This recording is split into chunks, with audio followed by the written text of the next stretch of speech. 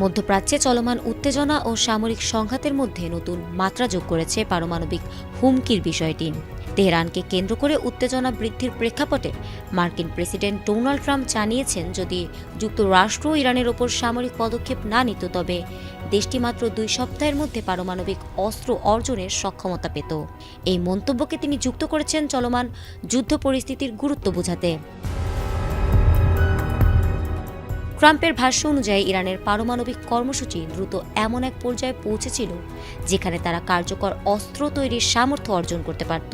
তিনি বলেছেন, উগ্র মানসিকতার নেতৃত্বের হাতে পারমাণবিক অস্ত্র পৌঁছে গেলে তা শুধু মধ্যপ্রাচ্যে নয় বরং পুরো বিশ্বের জন্য বিপজ্জনক হতো। সাম্প্রতিক উত্তেজনার প্রেক্ষাপটে যুক্তরাষ্ট্র ও ইসরায়েল যৌথভাবে ইরান সংক্রান্ত বিভিন্ন স্থাপনায় হামলা চালিয়েছে। যদিও ইরান বারবার দাবি করেছে তাদের পারমাণবিক কর্মসূচি শান্তিপূর্ণ এবং বিদ্যুৎ উৎপাদন সহ বেসামরিক উদ্দেশ্যেই পরিচালিত।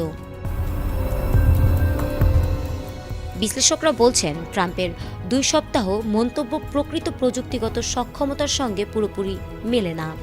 পারমাণবিক বিশ্লেষকদের মতে পূর্ণাঙ্গ অস্ত্র তৈরি করতে আরও সময়, প্রযুক্তি ও পরীক্ষা নিরীক্ষার প্রয়োজন হয়, ফলে বাস্তব পরিস্থিতি রাজনৈতিক বক্তব্যের তুলনায় জটিল।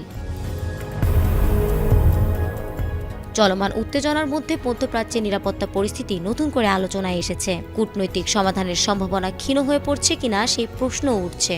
পরিস্থিতি কোন দিকে মোড় নেয় তা এখন নির্ভর করছে সংশ্লিষ্ট দেশগুলোর পরবর্তী পদক্ষেপের ওপর।